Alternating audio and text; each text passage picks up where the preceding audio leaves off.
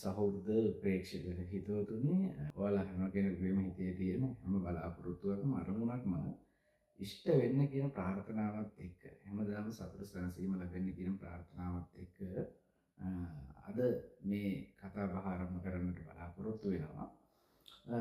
හිතවතුනි අපි අපේ ජීවිතය දිහා බැලුවට පස්සේ අපි හැම කෙනෙක්ම ඔය කන හැම කට්ටක්ම වෙහසක් මහසියක් හැම දෙයක්ම වෙන්නේ කොටින්ම කිව්වොත් කෙටියෙන්ම කිව්වොත් හිතේ සතුට සැනසීම වෙනුවෙන්.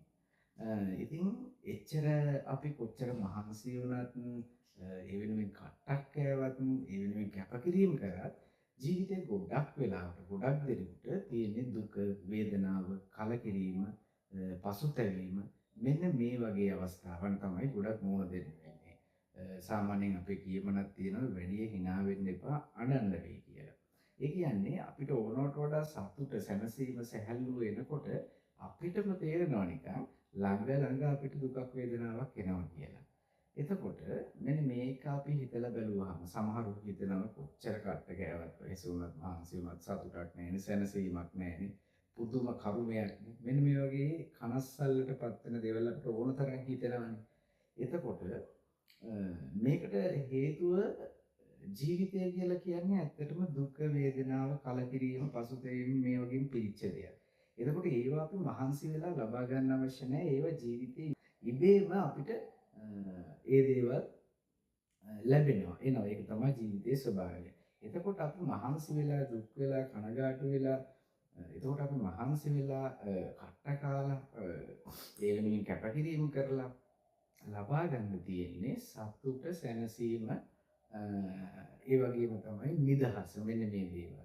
එතකොට මේ ජීවිතය කියලා කියන්නේ ජීවිතයේ විසින් අපිට දෙන්නේ දුක වේදනාව කලකිරීම පසුතැවීම ශෝකය සංතාපය මෙන්න මේ වගේ වේදනාකාරී අත්දැකීම් අපි විසින් මොකද කරන්නේ ජීවිතයේ විසින් දෙන ඒ අත්දැකීම් වලට විරුද්ධව අපි විසින් සතුට සැනසීම දියුණුව නිදහස මෙන්න මේ දේවල් වෙනුවෙන් අපේ ජීවිතයත් එක්කම අපි සටන් කිරීමක් තමයි අපේ මුළු ජීවිත කාලෙම කරන්නේ.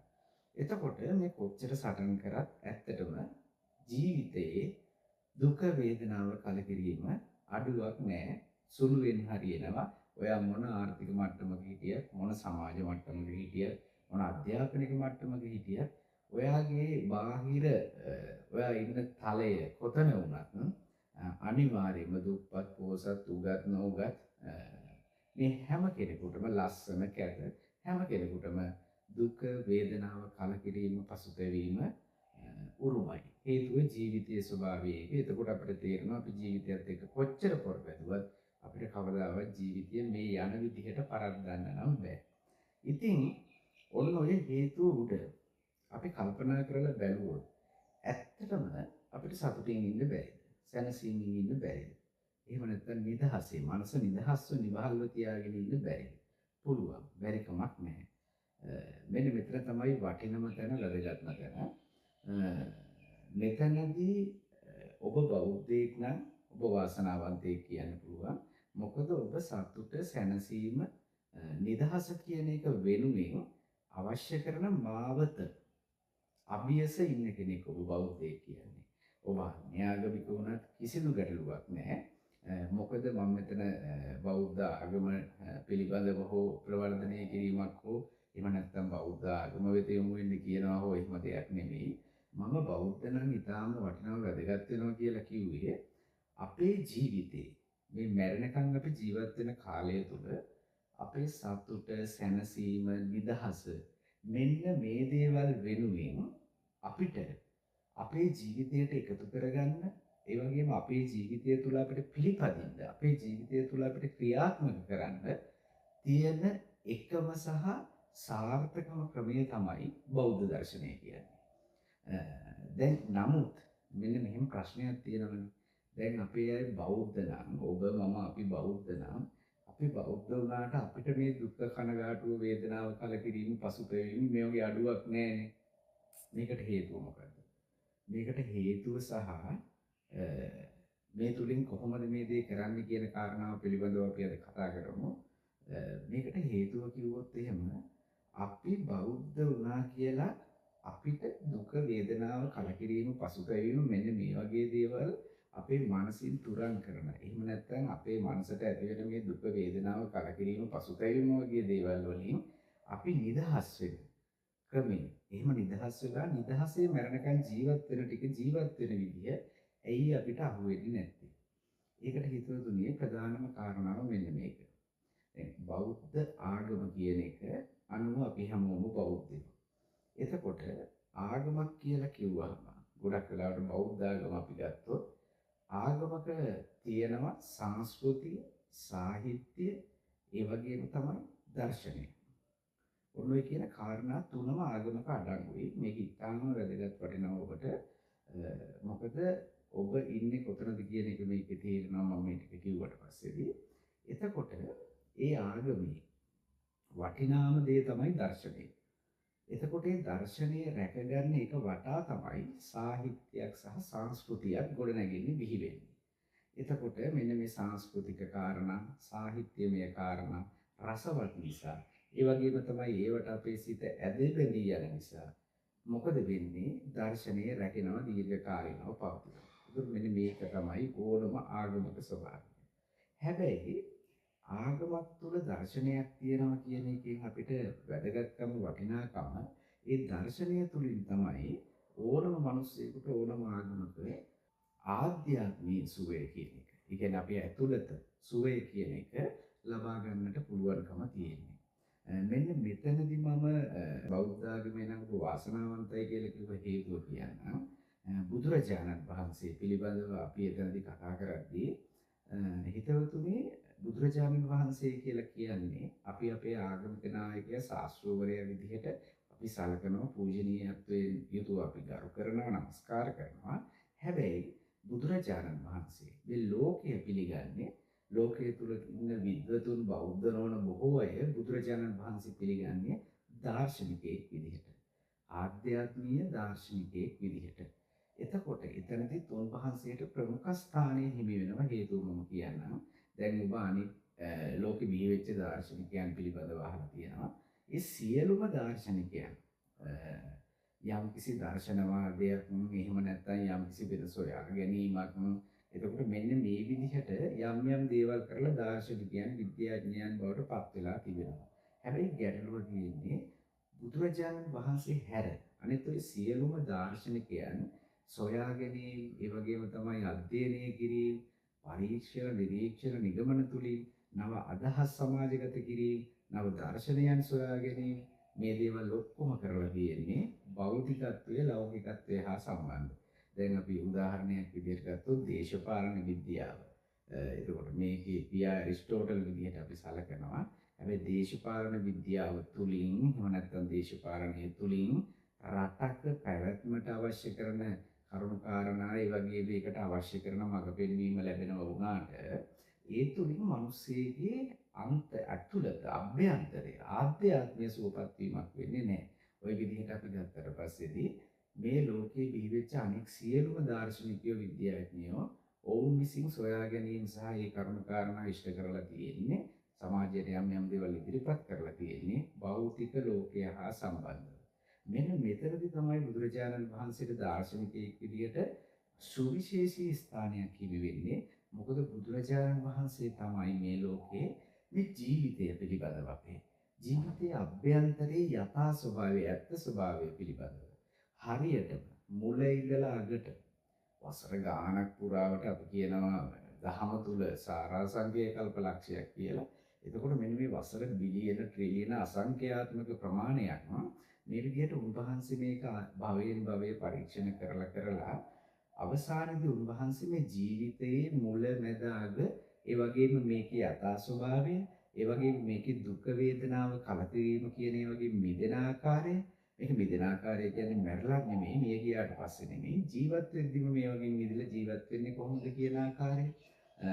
ඒ වගේම තමයි මිනිස්යාගේ ජීවිතයේ උපරිම ඵලය නෙලාගන්නේ කොහොමද කියන එක උන්වහන්සේගේ දර්ශනය තුළ ඉතාම පැහැදිලිව, දාර්ශනිකව, යථාර්ථවාදීව, මධ්‍යස්ථව බෞද්ධ දර්ශනය තුළ කියලා තියෙනවා.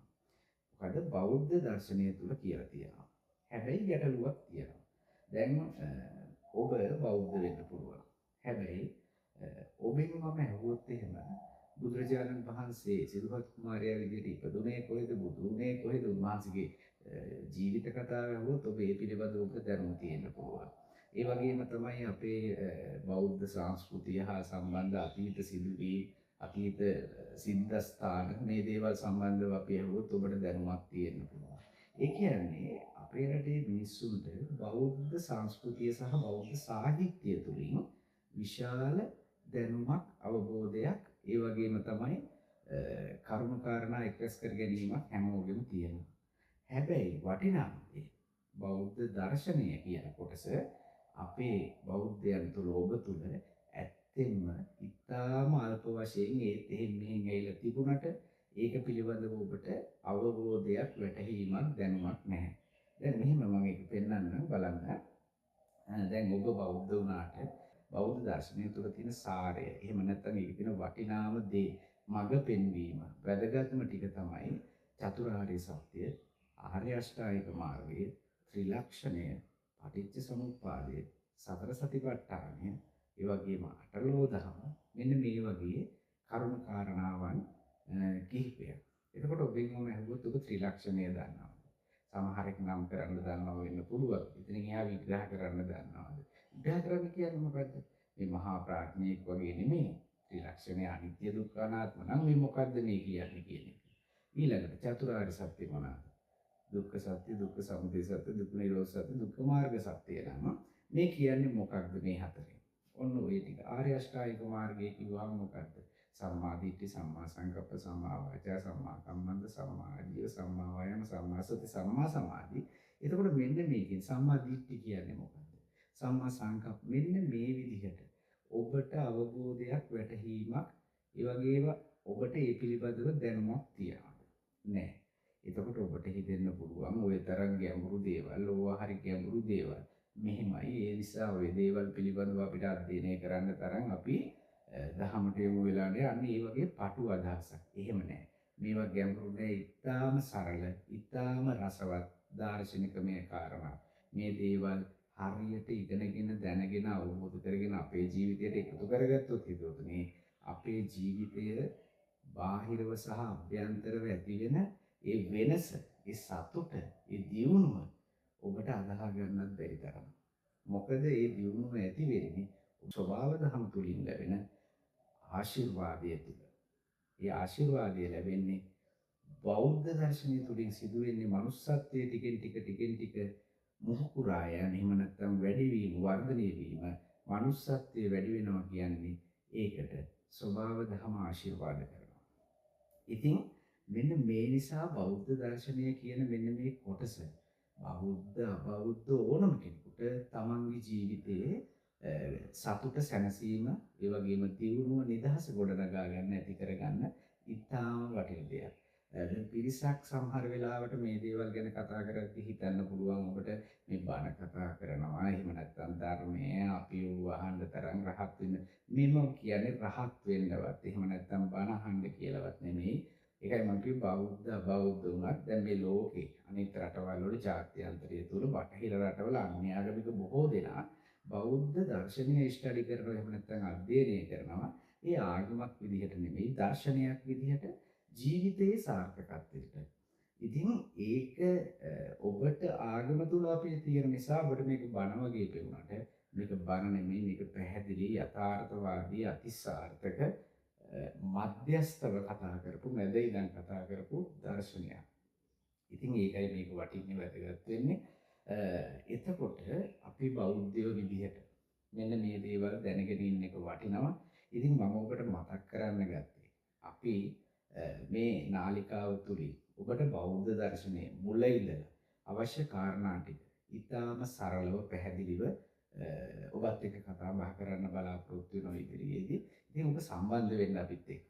මේක ඔබ හිතන තරම් ගැඹුරු අමාරු දෙයක් නෙමෙයි. ඔබට මොනතරම් රසවත්ද කියලා සහ මේ දේවල් ඔබ දැනගෙන ඒක ජීවිතයට එකතු වෙනකොට ඔබට ජීවිතය ගැන වැටහෙනකොට ඔබට හිතෙයි ඔබ මේකට පරක් වුණේ ඇයිද කියන එක. අනිත් එක ඔබට හිතෙයි මේ ජීවිතේ මොනතරම් සුන්දරද රසවත්ද කියලා. මොනතරම් නිදහස්ද කියලා. බුදුහාමුදුරන්ගේ මේ දර්ශනය මොනතරම් ආශ්චර්යද කියලා. අපි මෙච්චර වටින දේවල් ටිකක් මගේ අරගෙන බෝධි පූජා තිබ්බට, පන්සල් ගියාට, ඒ වගේම 3 මාසේ අවුරුද්දේ 7 දවසේ දාන දුන්නට, කටින පින්කම් වලට ගියාට, වන්දනා ගමන් වලට ගියාට, ඔය ඔක්කොම සංස්කෘතික මේ සාම්ප්‍රදායික මේ සාහිත්‍යමය කාරණා. එතනින් එහා ගිය වටිනාම දේ හිතුවොත් නේ අපිට මගේ ඇරිලා තියෙන්නේ. ඒ නිසා බාල මහලු ඒ කියන්නේ පුංචි දුවල පුතාලට, නංගිලා මල්ලිලට, ඒ වගේම වැඩිහිටි අම්මලා තාත්තලා හැම කෙනෙකුටම අපි ආරාධනා කරනවා ඉදිරියේදී අපි ඔබ වෙනුවෙන් ගෙන්න බෞද්ධ දර්ශනය සම්බන්ධව මුල සිට අග දක්වා කරන වැඩසටහනක් ඔබ එකතු වෙන්න. ඔබට ඒ තුල ඉතාම වටින වැදගත් වෙන කරුණු කාරණා රාශියක් ජීවිතයට එකතු වෙවි. ඒ තුලින් ඔබ වාසනාවන්තයෙක් වීම බෞද්ධයෙක් වෙලා මේ බෞද්ධ රටක ඉපදිලා ඒකේ ප්‍රයෝජන නෙලාගත්ත කෙනෙක් බවට ඔබපත් වෙනවා. එහෙම නැති වුණොත් ඔය සංස්කෘතික සාම්ප්‍රදායික කාරණා ටික දැනගෙන අපි ඔය ඔක්කොම යන විදිහට සමාජෙ ගිහිල්ලා අපි කවදා හරි මැරෙනවා නම් හිතවතුනි අපි මෙච්චර වටින මනුස්ස ජීවිතයක් ලැබලා මෙච්චර වටින දර්ශනයක් අතළඟට පිළිපෙනී ඇහැළඟට පිළිපෙනී තිබිලා අපිට ඒක අවබෝධ කරගන්න තරම් අපිට ඒක උකහා ගන්න තරම් ඒක දැනගන්න තරම් පිනක් නොතිබුණු අවාසනාවන්තයෝ විදිහට මැරලා යනවා. ඒක කවදාවත් එහෙම වෙන්න එපා. ඔබත් මිනිස්සෙක් මමත් මිනිස්සෙක්. ඒ නිසායි අපි මේ විදිහට ඔබත් එක්ක අපි දන්න අපි අධ්‍යයනය කරපු කරුණු ඔබත් එක්ක බෙදා හදා ගන්න බලාපොරොත්තු වෙන්නේ. ඒ නිසා අනිවාර්යයෙන්ම ඉදිරියේදී එකතු වෙන්න. අවසාන වශයෙන් තව දෙයක් පොන්චියට කියන්නම්. දැන් ගොඩක් අය හිතනවා මේ බුදුදහම කියන එක කතා කරද්දී මේක තුල මේ අත්හැරීම, එහෙම නැත්නම් මේ චාම් වීම, සරල වීම, අල්පේච්ඡ වීම, ඒ වගේම බුදුදහම බෞද්ධ දර්ශනය කියන්නේ දුක පදනම් කරගෙන දුක ගැනම කියන එක. එහෙම නැහැ. බෞද්ධ දර්ශනය කියන්නේ දුක නැති කරන්නේ කොහොමද කියලා හොයාගත්ත දර්ශනය. ඒ නිසා බෞද්ධ දර්ශනය වටිනව වැදගත් වෙනවා. අපි ඉදිරියේදී ගැන මුල ඉඳලා හරිම සරලව පැහැදිලිව රසවත්ව කතා කරමු. ඒ වැඩසටහන එක්ක එකතු වෙන්න කියනවා. ඉතින් ඔබ අපේ නාලිකාව subscribe කරන්න. මොකද අපි අලුතෙන් ආරම්භ කරපු නාලිකාවක්. ඒ වගේම like කරන්න. අනිත් අයටත් මේ පණිවිඩය යන්න share කරන්න.